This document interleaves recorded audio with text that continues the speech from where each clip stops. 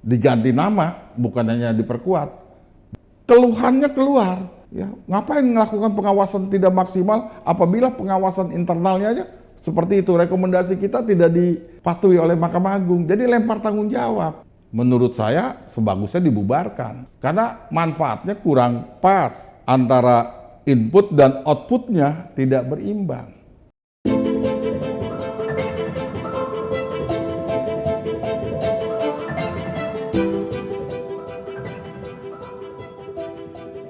Assalamualaikum warahmatullahi wabarakatuh. Kembali lagi bersama saya Karinawati dalam acara Serambi Adi Warman. Serambi Adi Warman merupakan program edukasi hukum yang mana akan membahas tentang permasalahan keadilan yang hangat terjadi di kalangan masyarakat. Vlog official Adi Warman juga melakukan penelusuran hukum serta mengemasnya dalam bentuk karya jurnalistik, bertujuan untuk memberikan pemahaman hukum sesuai undang-undang yang berlaku di Indonesia. Dalam tema kali ini, Serambi Adi Warman akan membahas Komisi Yudisial dibubarkan. Baiklah, sebelum acara kita simak tayangan berikut.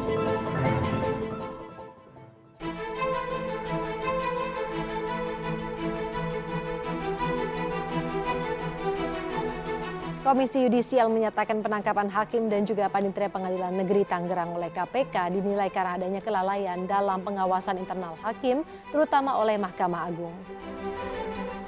Perhitungan Komisi Yudisial, pengawasan ini menjadi tidak efektif kalau dikaitkan dengan posisi Komisi Yudisial ketika rekomendasi yang dikeluarkan oleh Komisi Yudisial itu banyak sekali yang diabaikan. Komisi 3 DPR RI mendorong Komisi Yudisial untuk meningkatkan kinerja, menjaga dan menegakkan kehormatan, keluhuran martabat, serta perilaku hakim dari wajah suram peradilan Indonesia saat ini. Lembaga kehakiman itu sebagai cabang kekuasaan ketiga di Republik ini adalah lembaga yang mandiri, utamanya hakimnya. Tetapi kita berdorong, makanya proses seleksi, terutama menyangkut peran Komisi Yudisial itu sangat dibutuhkan, terutama dalam menjaga harkat dan martabat seorang hakim.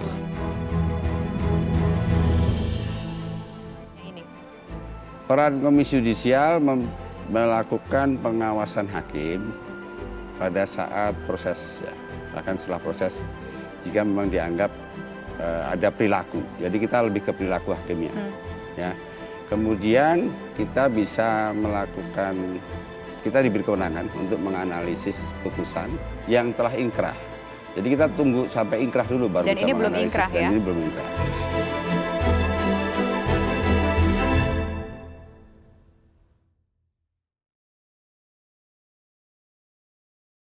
Jangan lupa share, like, dan juga subscribe Serambi Adi Warman. Sahabat Serambi Adi Warman di rumah, kali ini kita sudah bersama dengan Bapak Adi Warman. Mari kita sapa terlebih dahulu. Assalamualaikum Pak Adi. Waalaikumsalam warahmatullahi wabarakatuh. Gimana kabarnya Pak Adi? Alhamdulillah. Teh Karin gimana kabarnya? Alhamdulillah Pak Adi. Sehat Pak Adi? Sehat. Yang tidak sehat dunia peradilan. Pak Adi, kali ini Serambi AW mengangkat tema Komisi Yudisial dibubarkan. Tadi kita juga sudah simak tayangan videonya ya Pak ya. Pertanyaan saya itu, kenapa sih Pak Komisi Yudisial itu harus dibubarkan? Nah, ini pertanyaan, kenapa Komisi Yudisial harus dibubarkan? Sebelum saya menjawab pertanyaan itu, alangkah baiknya kalau kita lihat dasar hukum pembentukan Komisi Yudisial. Bisa kita lihat di dalam Undang-Undang Dasar 45 pasal 24B. Di situ dikatakan ayat 1-nya, Komisi Yudisial bersifat mandiri yang berwenang mengusulkan pengangkatan hakim agung dan mempunyai wewenang lain ya, dalam rangka menjaga dan menegakkan kehormatan, keluhuran, martabat, serta perilaku hakim. Dari pasal 24B ini turun undang-undang, Undang-Undang Komisi Yudisial. Bisa kita lihat di dalam pasal 13-nya, ya. Ini Undang-Undang Nomor 18 ya, tahun 2011. Di dalam pasal 13 itu Komisi Yudisial mempunyai wewenang mengusulkan pengangkatan hakim agung dan hakim ad hoc di Mahkamah Agung kepada DPR untuk mendapat persetujuan. Sifatnya mengusulkan. 2, menjaga dan menegakkan kehormatan, keluhuran, martabat, serta perilaku hakim. Ini nggak gampang nih. Yang ketiga, ya, atau yang C, menetapkan kode etik dan atau pedoman perilaku hakim bersama-sama dengan Mahkamah Agung. D, menjaga dan menegakkan pelaksanaan kode etik dan atau pedoman perilaku hakim tersebut. Ya, kita lihat juga di dalam pasal 14-nya. Ya, di dalam pasal 14 itu jelas di situ ayat 1 mengatakan dalam melaksanakan wewenang sebagaimana dimaksud dalam pasal 13 huruf A, Komisi Yudisial mempunyai tugas. Nah, tugasnya nih melakukan pendaftaran calon hakim agung, melakukan seleksi, mengajukan calon hakim agung, menetapkan calon hakim agung. Ya, putarannya itu. Terus dalam hal berakhir masa jabatan hakim agung, Mahkamah Agung menyampaikan kepada Komisi Yudisial, ya, daftar nama-nama hakim agung yang bersangkutan. Berakhir masa jabatannya, nanti akan diproses penggantiannya. Berikutnya kita lihat di pasal 20 yang penting. Ya. Pasal 20 itu dalam rangka menjaga dan menegakkan kehormatan, keluhuran, martabat, serta perilaku hakim, Komisi Yudisial mempunyai tugas. Di situ tugasnya melakukan pemantauan dan pengawasan terhadap perilaku hakim, menerima laporan dari masyarakat, melakukan verifikasi, klarifikasi terhadap tadi laporan masyarakat, memutuskan benar atau tidaknya pelanggaran tadi, mengambil langkah hukum dan atau langkah lainnya terhadap orang perseorangan atau kelompok orang atau badan hukum yang merendahkan kehormatan dan keluhuran martabat hakim. Kita lihat satu di sini. Di dalam pasal ini diterangkan, pasal 20 huruf A ini dikatakan pemantauan dan pengawasan. Apa sih yang dimaksud dengan pemantauan? Ya, kita lihat di Kamus Besar Bahasa Indonesia. Proses cara perbuatan memantau, mengamati, mencatat, monitoring. Ya, itu pemantauan. Pengawasan apa sih? Ya. Pengawasan itu melihat dan memperhatikan tingkah laku orang. Ya, CCTV. Jadi kalau Komisi Yudisial amanat Undang-Undang Dasar 45 tugasnya hanya seperti ini dengan anggaran yang cukup besar, personil yang cukup besar, ya, tetapi outputnya hanya rekomendasi, tadi dikatakan di video itu, rekomendasinya juga tidak ditaati Mahkamah Agung, sia-sia pengawasannya. Menurut saya sebagusnya dibubarkan, karena manfaatnya kurang pas, antara input dan outputnya tidak berimbang. Nah, ini perlu ditinjau ulang keberadaan lembaga ini, ya, Komisi Yudisial ini.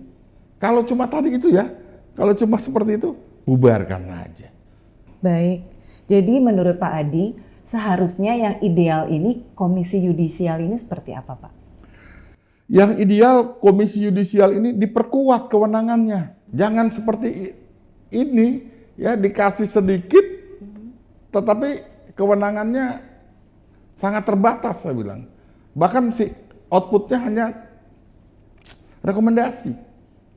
Diperkuat, yang idealnya sih diganti nama, bukan hanya diperkuat, diganti nama menjadi Komisi Pemberantasan Mafia Peradilan. Komisi Pemberantasan Mafia Peradilan. Iya. Maksud saya begini, biarlah KPK memberantas korupsi di lembaga eksekutif dan legislatif. Untuk di yudikatif, lembaga inilah, lembaga Komisi Yudisial yang berubah nama menjadi Komisi Pemberantasan Mafia Peradilan. Dia bukan sekedar ngawasin, bukan sekedar CCTV, tapi punya kewenangan nangkep, menahan, memproses, mempidanakan, sampai ke persidangan. Kalau sekarang kan Komisi Yudisial itu cuma mantau, cuma ngintip.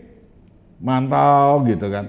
Terus monitoring, nggak ada daya apa-apa, nggak ada kekuatan apa, cuma melihat seperti itu aja. Terus merekomendasikan ya untuk pengangkatan hakim agung dengan anggaran yang di atas 100 miliar, 150 miliar per tahun, ini nggak imbang, sayang uang rakyat. Mendingan Komisi Yudisial itu ganti nama menjadi Komisi Pemberantasan Mafia Peradilan. Siapapun ya diawasi di situ, dipantau di situ, salah ditindak di situ. Siapa? Yaitu adalah mata rantai proses peradilan, mulai dari advokatnya, jaksanya, hakimnya, pegawai pengadilannya, ya, penyidiknya dari mulai awal, baik penyidik penyelidik Polri atau PPNS atau penyidik KPK sekalian dan penuntut umum KPK, semua dilakukan pengawasan, dan itu artinya juga apa? Menjaga marwah dan martabat lembaga peradilan, bukan hanya hakim, tapi proses peradilan, lembaga peradilan ya itu dijaga sedemikian rupa harkat dan martabatnya. Karena tentang peradilan tidak hanya hakim sendiri gitu ya.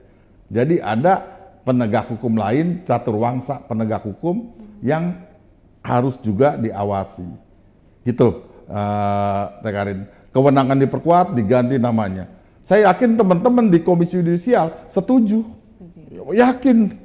Karena sekarang itu jujur ya, kalau teman-teman di sana dari hati kecilnya, ya, kalau kita tanya dan mau berlaku jujur, pekerjaannya nanggung, cuma mantau, ya, terus memberikan rekomendasi. Rekomendasinya tidak ada kewajiban Mahkamah Agung untuk memakainya. Tadi kita lihat sendiri ya di video itu, keluhannya keluar. Ya, ngapain melakukan pengawasan tidak maksimal apabila pengawasan internalnya aja seperti itu. Rekomendasi kita tidak dipatuhi oleh Mahkamah Agung. Jadi lempar tanggung jawab. Nah ini kedepannya pemangku kekuasaan ya seharusnya memikirkan ini, seharusnya bersungguh-sungguhlah untuk merubah wajah suram peradilan di Republik Indonesia. Baik, bagaimana nih Pak cara menuju ke ideal tadi agar praktek mafia peradilan bisa dihilangkan setidaknya berkurang jauh? Caranya secara yuridis dulu ya. Pasal 24B Undang-Undang Dasar 45, kita lihat pasal itu. Di situ dikatakan Komisi Yudisial bersifat mandiri yang berwenang mengusulkan, mengangkat hakim agung dan mempunyai wewenang lain. Ya, wewenang lain. Frasa wewenang lain bisa diartikan ya untuk melakukan pemberantasan korupsi. Ada orang yang mungkin berpendapat seperti itu. Ada lagi yang berpendapat, wah tidak bisa Pak, untuk merubah mengganti nama Komisi Yudisial harus mengamandemen Undang-Undang Dasar 45 pasal 24B ini. Ya, nanti itu bisa berkembang diskusinya, mau cara dengan mengamandemen atau melakukan penafsiran frasa wewenang lain dalam rangka menjaga dan menegakkan kehormatan, keluhuran, martabat serta perilaku hakim. Ya, ini hanya hakim toh. Tapi kalau kita ingin merubah kepada mafia peradilan, memberantas mafia peradilan, maka pasal 24B ini harus diamandemen. Ya, harus diamandemen, undang-undang Komisi Yudisialnya juga direvisi, jadi dengan undang-undang Komisi Pemberantasan Mafia Peradilan. Komisi Pemberantasan Mafia Peradilan. Ya, kalau itu terwujud, saya yakin dan percaya angka korupsi di lembaga peradilan atau suap menyuap atau pungli di lembaga itu akan jauh berturun. Karena diawasi oleh lembaga yang konsentrasi untuk menjaga harkat dan martabat lembaga peradilan itu. Jadi biarlah KPK yang tadi saya katakan untuk di lembaga legislatif dan eksekutif. Ini akan efektif, efisien, dan ada juga efek jerah karena nanti sering dilakukan OTT dan lain sebagainya oleh Komisi Pemberantasan Mafia Peradilan. Ya, saya jujur aja dalam proses peradilan yang melibatkan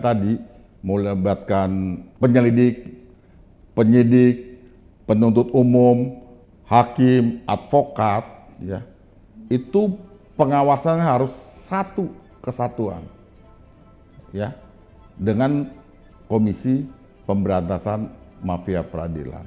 Terima kasih kepada Bapak Adi Warman. Terima kasih Bapak. Terima kasih kembali. Yang telah bersedia menyempatkan waktunya untuk hadir dan memberikan pemahaman yang sangat luar biasa tentunya. Semoga ilmu hari ini dapat bermanfaat, tidak hanya untuk saya, tapi juga untuk masyarakat semua yang ada di rumah pastinya. Demikianlah acara bincang-bincang kita kali ini. Sampai jumpa di episode berikutnya. Jangan lupa like, komen, subscribe channel Serambi Adi Warman. Saya Karinawati pamit undur diri. Wassalamualaikum warahmatullahi wabarakatuh. Waalaikumsalam warahmatullahi wabarakatuh.